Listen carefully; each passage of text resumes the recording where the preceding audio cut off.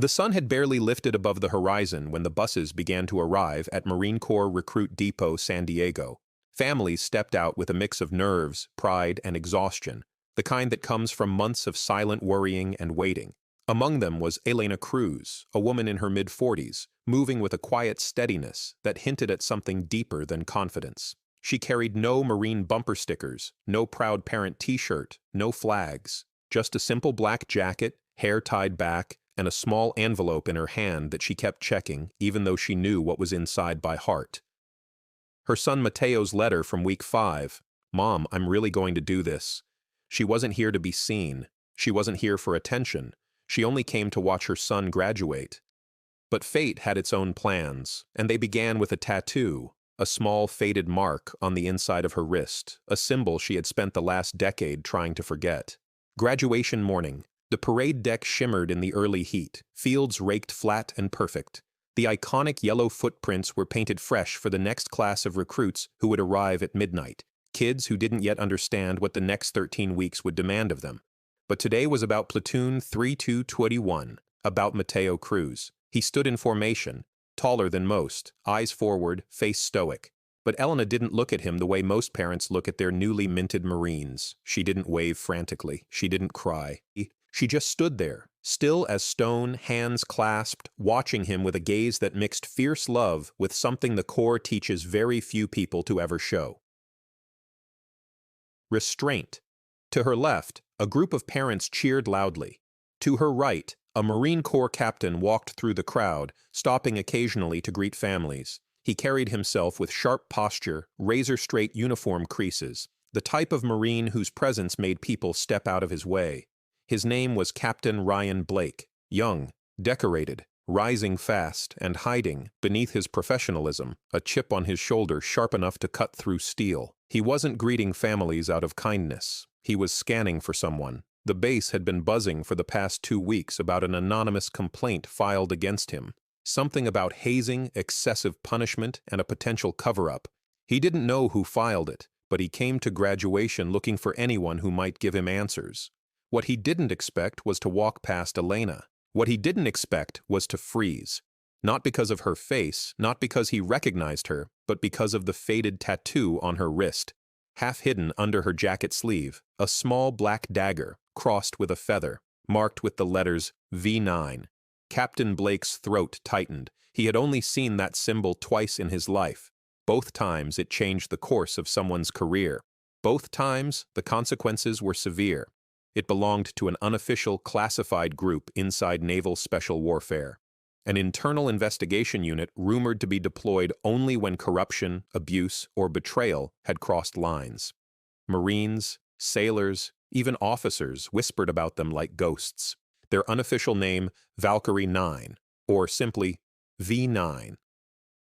If the stories were true, if the tattoo was real, this woman wasn't just anyone. She was someone who could destroy careers, possibly his. Blake forced himself to breathe, but his pulse hammered. Why is she here? Is she investigating me? Did she file the complaint? He approached her calmly, or tried to. Elena noticed him coming long before he reached her. Her eyes flicked to the captain, assessing him the way someone might assess a threat, not with fear, but with calculation. "Ma'am," Blake said, his voice caught between confidence and caution, "are you here for a graduate?" Elena gave a small nod. "My son. Which platoon?" She didn't answer immediately. She didn't trust him, that much was obvious. But before she could speak, the loudspeaker announced, "Platoon 3221, prepare for pass in review. Mateo's platoon." Blake swallowed. "Listen," he said more quietly. "I noticed your tattoo. That mark, it means something." She met his stare with an expression as calm as still water. "Does it?" she asked. Blake hesitated. "I've only met 2 people who wore that mark. Both were involved in cleaning up the messes made by men who wore your rank," she finished for him. Cold, direct, a surgical strike made of words. Blake stiffened. "Are you here investigating me?" he whispered. She didn't answer, didn't blink, and that terrified him more than if she'd said yes. The ceremony continued, rifles snapping in perfect unison, boots thundering across the deck. But Captain Blake wasn't watching the platoon anymore. His eyes stayed on Elena, Every movement she made, every breath, every second she avoided answering his questions, and slowly, memories he'd tried to bury returned.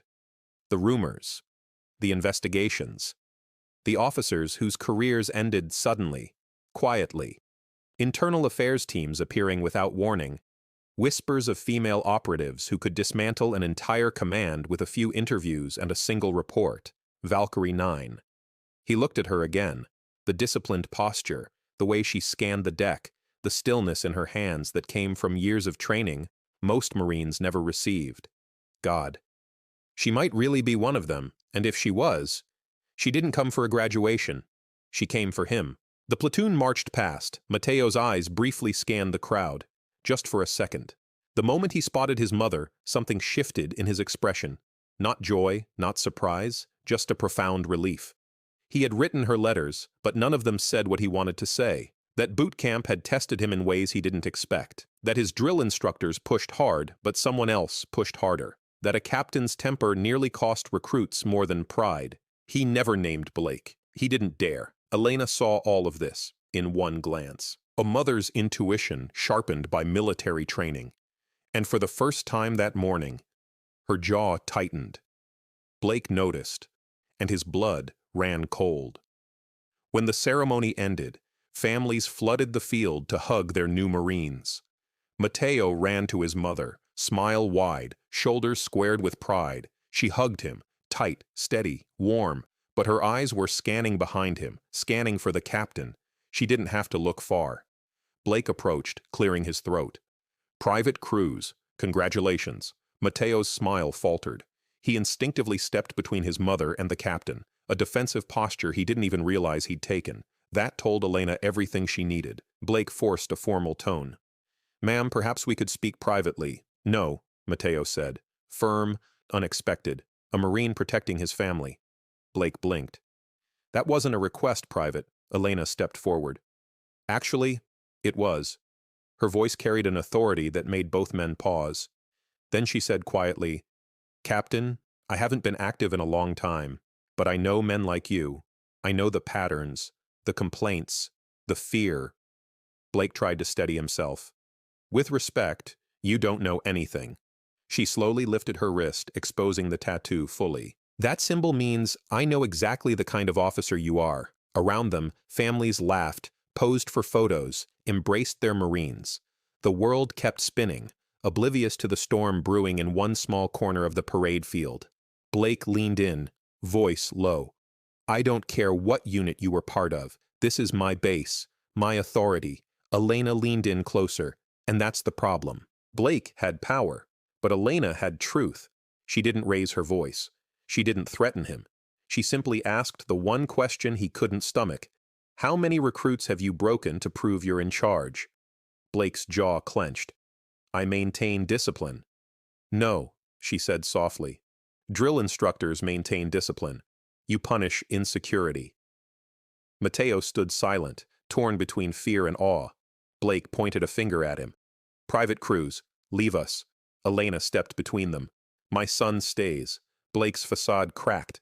You think you can come here wait on my deck and question me? Elena finally spoke the truth she'd carried for years.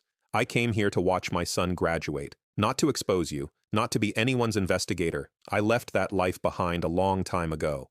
Blake froze. But now, she continued, I see a captain who terrifies recruits. A captain whose name shows up in whispered conversations. A captain who mistakes fear for respect. Mateo looked at his mother with new understanding. Blake looked at her with new fear. And the Corps, Elena said slowly, doesn't need leaders like that. Blake stepped back. For the first time in years, doubt cracked through his armor. You don't know what it's like, he muttered. The pressure, the expectations, the scrutiny. One mistake, and your career is gone. Elena softened. Not out of sympathy, but out of understanding. I know exactly what that pressure feels like, she said.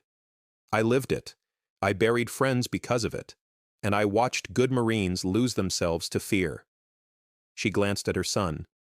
But the badge of a leader is who you are when no one can punish you for being cruel. Blake looked away. His voice dropped. I never meant to hurt anyone, but you did. she replied gently. And you still can fix it. He lifted his eyes, confused. Why would you give me that chance? Because the Corps doesn't need another ruined officer, she said. It needs one who learns. Then she stepped closer, close enough that her voice hit him like a truth he could no longer run from.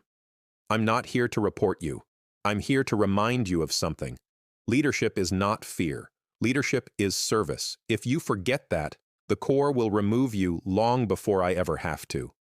Blake stood frozen, not by intimidation, but by self-confrontation, and in that moment, the battlefield shifted. Elena placed a hand on Matteo's shoulder. Come on, son. They began to walk away. Blake didn't stop them, he didn't shout, he didn't threaten. Instead, he said something no one expected. Not even himself. Private Cruz. Matteo paused. Blake swallowed hard. You'll make a fine Marine, better than most. It wasn't praise, it was acknowledgement, an apology hidden inside regulation-approved words.